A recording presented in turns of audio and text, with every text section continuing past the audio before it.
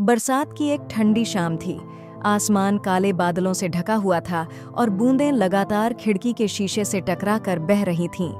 शहर की भीड़भाड़, ट्रैफिक का शोर और हॉर्न की आवाजें सब जैसे दूर दूर लग रही थीं। उस छोटे से कमरे में सिर्फ एक लड़की थी, अनाया। उसके सामने लकड़ी की मेज पर कुछ पुराने खत, एक डायरी और तस्वीरें बिखरी हुई थीं। अनाया की आंखें लाल थीं, आंसुओं के निशान उसके चेहरे पर साफ झलक रहे थे। लेकिन इन आंसुओं के पीछे की वजह बहुत गहरी थी।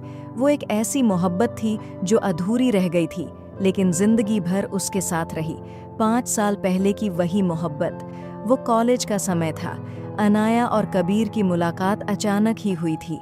शुरुआत में वो बस एक अजनबी था जो भीड़ में कहीं खो जाता था, लेकिन धीरे धीरे उसकी मौजूदगी आदत बन गई।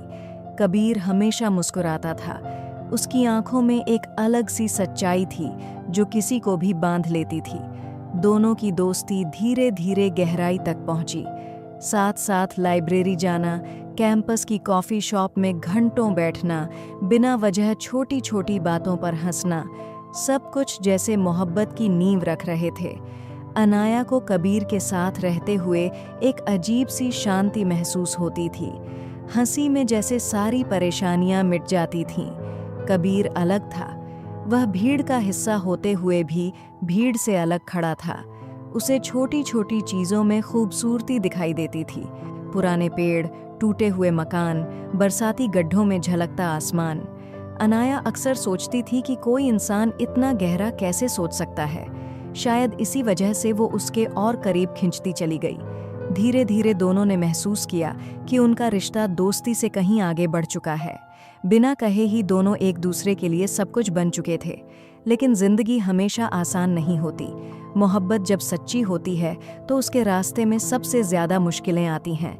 अनाया का परिवार बेहद सख्त था। जब उन्हें इस रिश्ते के बारे में पता चला तो उन्होंने सख्त विरोध किया। उनके हिसाब से कबीर इस रिश्ते के लायक नहीं था। परिवार की जिम्मेदारियां, समाज का दबाव और रिश्तेदारों की बातें सबने मिलकर दीवारें खड़ी कर दीं। अनाया अंदर से टूट रही थी, लेकिन मोहब्बत इतनी गहरी थी कि छोड़ना असंभव लगता था। इसी बीच जिंदगी ने सबसे बड़ा वार किया। एक दिन अचानक कबीर का भयानक हादसा हो गया। खबर सुनते ही अनाया की जिंदगी जैसे थम गई। अस्पताल की मशीनों की आवाजें, डॉक्टरों की भाग-दौड़ और खून से लथपथ कबीर की झलक, सब कुछ किसी डरावने सपने जैसा था। अनाया ने अपनी पूरी ताकत लगा दी, दुआएं मांगी, लेकिन किस्मत पहले ही फैसला कर चुकी थी। कबीर हमेशा के लिए चला गया। उस दिन अनाया की दुनिया बिखर गई। जिस इंसान ने उसे जीना सिखाया था, वही अचानक हमेशा के लिए छोड़कर चला गया। उसकी आंखों के सामने से वो मुस्कान कभी नहीं जाती थी, लेकिन अब वही मुस्कान याद बन चुकी थी। कुछ दिनों बाद अनाया को कबीर की डायरी मिली। उस डायरी के बीच में एक खत रखा हुआ था।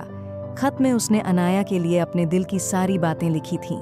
उसने लिखा था कि अगर कभी वो उसके पास न रहे तो अनाया को टूटना नहीं चाहिए, उसे जीते रहना चाहिए, उसकी मुस्कान जिंदा रखनी चाहिए, क्योंकि उसकी असली मोहब्बत यही थी, अनाया की जिंदगी।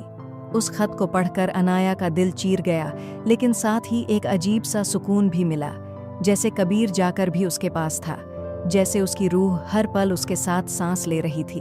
वक्त बीतता गया, 5 साल गुजर गए, लेकिन अनाया आज भी अकेली है। उसने कभी किसी और को अपने दिल में जगह नहीं दी। लोग अक्सर पूछते हैं कि उसने शादी क्यों नहीं की, नई जिंदगी क्यों नहीं शुरू की, लेकिन अनाया के पास कोई जवाब नहीं होता। वो बस हल्की सी मुस्कान दे देती है। असल में उसका जवाब बहुत गहरा है। उसके लिए मोहब्बत किसी और से मिलने में नहीं थी। उसकी मोहब्बत वो यादें थीं, वो खत था, वो बीती शामें थीं जो कभी वापस नहीं आ सकती। उसके लिए मोहब्बत वो खामोशी थी जो बरसात की बूंदों में आज भी सुनाई देती थी।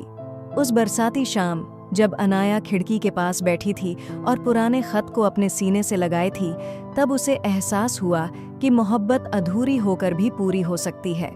क्योंकि मोहब्बत सिर्फ साथ जीने का नाम नहीं है, मोहब्बत वो एहसास है जो जुदाई के बाद भी जिंदा रहता है। आसमान से गिरती बूंदें जैसे उसके आंसुओं के साथ मिलकर बह रही थीं। बाहर शहर की रौनक थी, लेकिन उसके भीतर अब भी वही सन्नाटा। फिर भी उस सन्नाटे में कबीर की यादें थीं। वही यादें जो उसे जिंदा रखे हुए थीं। मोहब्बत कभी मरती नहीं, वो बस रूप बदल लेती है, कभी किसी की मुस्कान में, कभी किसी की तस्वीर में और कभी किसी खत की पीली पड़ी हुई स्याही में। अनाया के लिए मोहब्बत अब एक खामोश दुआ बन चुकी थी।